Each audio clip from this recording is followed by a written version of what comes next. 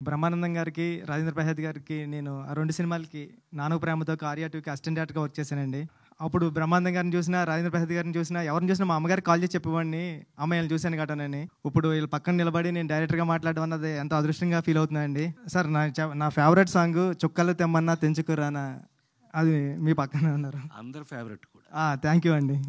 ఉదయ్ నేను ఫ్రెండ్స్ అండి.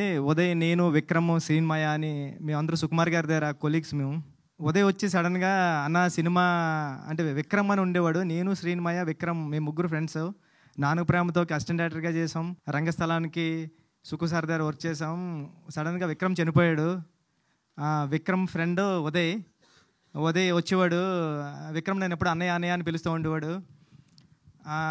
సడన్గా వచ్చి ఉదయ్ అన్నాడనమాట, అన్న సినిమా చేశాను, విక్రమ్ ఇచ్చిన ఐడియాతోనే చేశాను అని చెప్పాడండి. నా ఒళ్ళంతా ఒకసారి గూస్ బంప్స్ వచ్చాయి.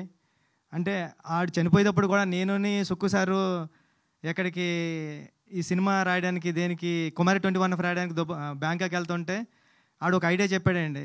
బ్యాంకాక్ వెళ్ళే టైంలో నేను ఒక ఐడియా రాసుకున్నా. అని ఐడియా ఎలా ఉంటుందంటే అది ఒక స్టోరీ రాసుకున్నా.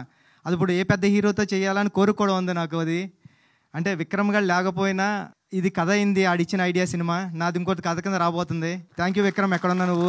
నీకు ఎప్పుడు ఏదో చేయాలని నాకు అనిపిస్తూ ఉంటుందండి. నేను ఇంకా ఏం చేయలేదు, ఏదో చేస్తాను నీకోసం. ఈ సినిమా ఐడియా చెప్పాడండి ఉదయ్, చాలా అంటే చాలా బాగుంటుంది. మా సుక్కు సార్ ఐడియాలో ఉంటుంది. అలాంటి స్కూల్ నుంచి వచ్చిన ఐడియాలో ఉంది అనిపించింది నాకు.